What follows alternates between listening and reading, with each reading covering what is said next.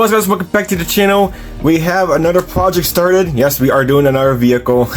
We're done with military vehicles for right now, so we're back on track, and we are doing another C10 pickup, 66 Chevy fleet pickup from Marvell.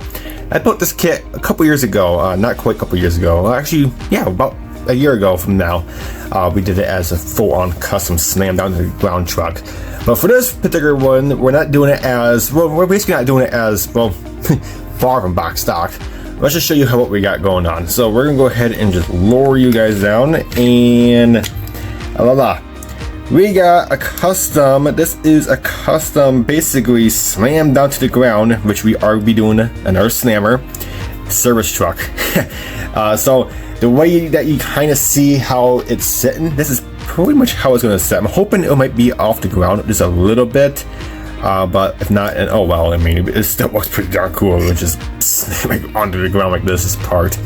So this is the kit. That's the kit we're using for the donor, and everything else is gonna be pretty much 3D printed. Basically, the only thing we're gonna be using from the kit is literally just the cab, the hood, and the grill, the front bumper and stuff. And I think that might be about it. Oh yeah, the dashboard. We're using the dashboard and the rear view mirror stuff, but other than that, I think we're gonna ditch the rest of the kit because everything else is literally what we hear right here in front of you.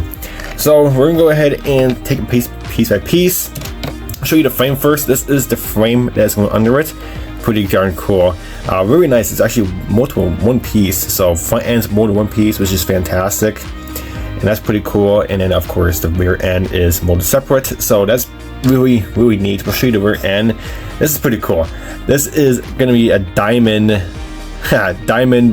plated axle. This is really cool. I think this is like really fantastic under this service truck bed. So yeah, diamond, basically diamond plating. I'm not sure what you call this. It's something kind of something diamond they call it, axle. So that's pretty cool.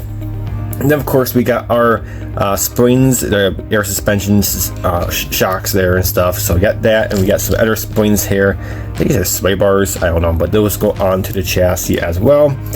And then we got our fuel tank as well, which is pretty cool. So that goes under there. We got our axle. This is the exhaust.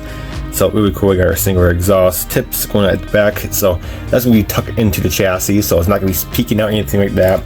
We do have a long drive shaft, which is fantastic. So that's gonna be going under there, and then it does come with a radiator, which is fantastic. So very cool.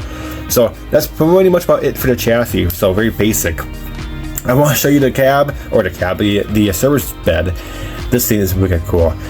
This thing is just wicked awesome. So of course it is basically an older version of the basically service bed, but this one is obviously going to be slammed. That's why you see this big hump in the middle, because you know they're not typically like that. They're not supposed to be like that. The hump is, well, it's actually meant for the chassis, and it just sinks down into there, and that's what makes it, you know, just slams it down to the ground. So this is gonna be so cool. So for that, we do have our bumper, has diamond plating on top, so that's gonna go on there like so, like literally just clicks into place, as you just heard. So that's pretty cool. And then for the tailgate, it actually says Chevrolet on the back, so that's wicked cool, and that just kind of clicks into place as see that, but really cool. So yeah, I'm looking forward to that. That's gonna be really neat. So service bed, that's pretty cool. The interior, we are going to go with a different interior because, well, it's a slam down to the ground. We do have to have a bigger interior tunnel so the transmission can be really sunk into the interior, because without that, the it won't fit correctly. So, but we do have our door panels molded in, which is fantastic. They're actually really nice detail. Look at that, really cool. The speaker, really cool. Might actually, I think I have some photo edge for the speaker wheel, even though we don't see much of it anyway. But we are going to be using the kit dashboard, so this does fit the kit dashboard, which is cool. So we have the old time dashboard, and then they do have a different bench seat with the same pattern as the door panels. Pretty cool. So yeah, really cool. So I like that, and that just kind of fits right in there, snug as a bug in a rug. Look at that. That's so cool. I like that. So there's that. The wheels and tire combo. These are the wheels for tires we're gonna go with. They're kind of like work truck vibe wheels. So they're one piece, literally one piece. So there's no ring or nothing. So we're gonna paint these a solid color. Actually 2-piece, actually, my bad. We do have the hubcap. So we have this particular hubcap, which is pretty cool, or we do have more like a stock or, you know, plain Jane version of hubcap. I might go with this one, who knows. I think this one's pretty cool, might suit it. But who knows, maybe the plain Jane will be pretty cool too, because it is a work truck. But I don't know, I kind of dig that particular one with the little rivets on the side. So that's pretty cool. So those are the back ones. They're pretty fat, and then we also got the front ones. Front ones are a little skinnier because, well, it's gonna have to have some big fat tires in the back for that service bed. So that's that. And then one last thing for 3D printing wise is a new engine plant. So I'm gonna see if this will fit. This is a 632 big block Chevy engine, and this thing is massive. I mean, it's huge. I mean, you can see by the dots. I mean, that's just insanely huge. This is a big engine. And then of course we got one with the heads right here. Just a massive engine. I'm hoping it will fit in here. It should fit, because this is it's a pretty decent sized engine bay. So it's pretty massive. And we did get a different intake for it. Look at these bad boys. Oh yeah, we got the stacks.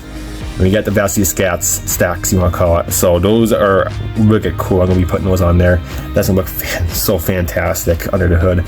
So I'm hoping this will fit under the hood, which I'm hoping it should, because the 60s version of the C10 pickup, I mean, it's a big engine bay, so hopefully it should fit. And then here is the valve covers, and yes, 632, so pretty cool. So yeah, we're putting a big engine here. Why? Well, because why not? It's a custom, slam down to the ground, custom service truck, so it's pretty cool. So we got that going, and yeah, that's pretty much about it for 3D printing wise. We are going to do some aftermarket decals because, well, we're not only doing this for ourselves. This is actually going to be a appreciation build for good old Brian BG Model Workshop. So this is a appreciation build for him, and this is basically, if you saw my entry video, I'll provide a link down below to my entry video to his build. I posted about, I want to say 3 months ago, if that. So this is the appreciation build for him, and we are going to be doing the Golf paint scheme for this truck.